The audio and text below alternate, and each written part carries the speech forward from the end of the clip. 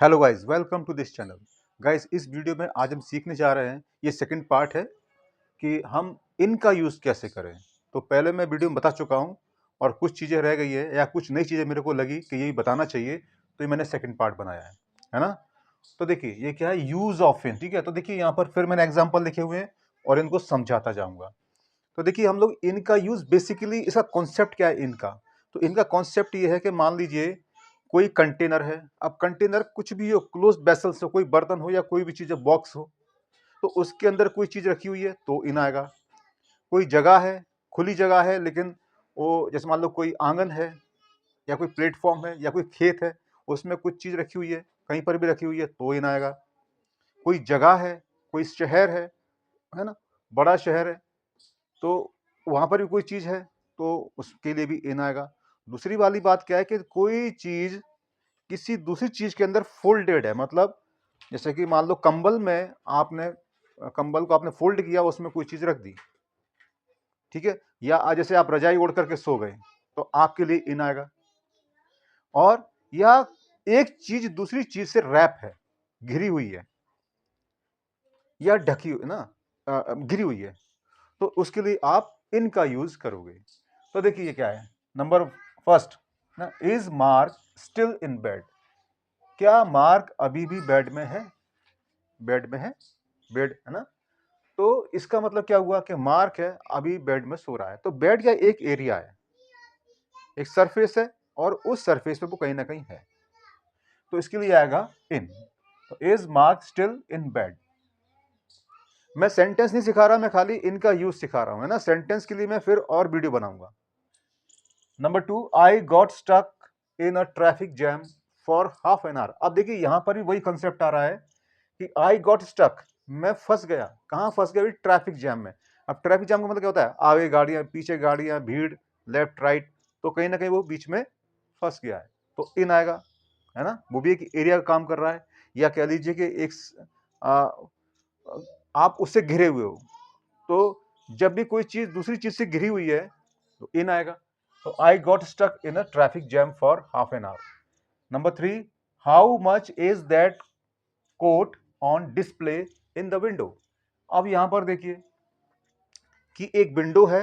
Window जैसे कि हम लोग जाते हैं कहीं पर भी सामान खरीदने के लिए, तो वहां पर जो सामान को सजा के रख दिया जाता है शोकेस में, तो शोकेस के बाहर क्या होता है? एक विंडो होती है।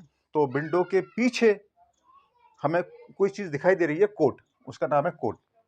तो कोट की कीमत पूछी जा रही है, क्या है? How much is that coat on display in the window.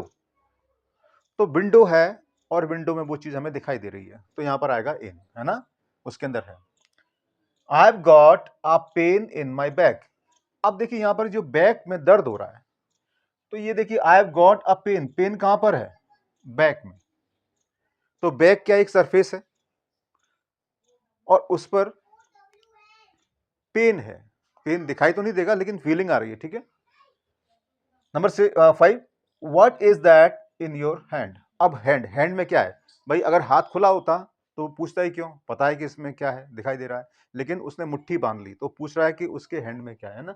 What is that in your hand. तो हमारे हाथ से कोई चीज छुपी हुई है, घिरी हुई है, इन आएगा। आई have got something in my eyes. मेरी आंख में कुछ फंस गया है, या मेरी आंख में कुछ है, मान लो कोई पार्टिकल पहुंच जाता है, कोई दूसरी चीजें, कीड़ा पहुंच गया, छोटे छोटे मच्छर होते हैं वो पहुंच गया मान लीजिए, तो कुछ भी पहुंच गया।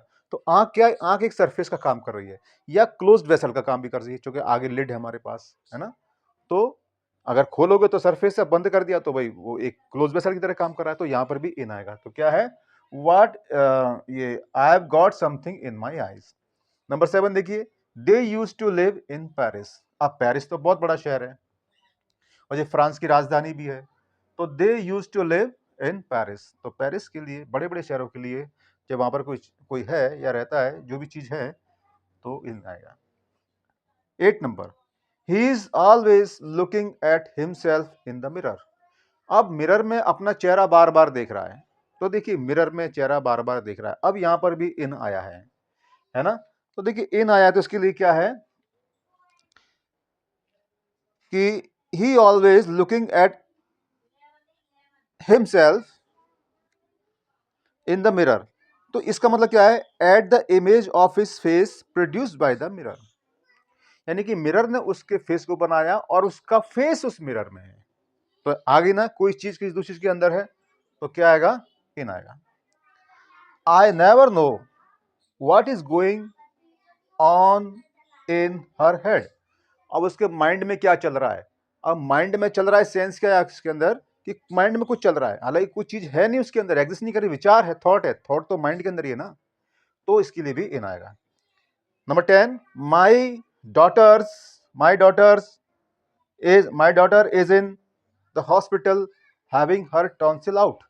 तो इसका मतलब क्या होता है, मेरी बेटी अस्पताल में है और उसके टॉन्सिल्स निकाले जा रहे हैं। तो अब बेटी कहां पर है, हॉस्पिटल में है, तो हॉस्पिटल में मतलब हॉस्पिटल जगह है, तो वहां पर कोई चीज है, मरीज भर्ती है, तो इन आएगा।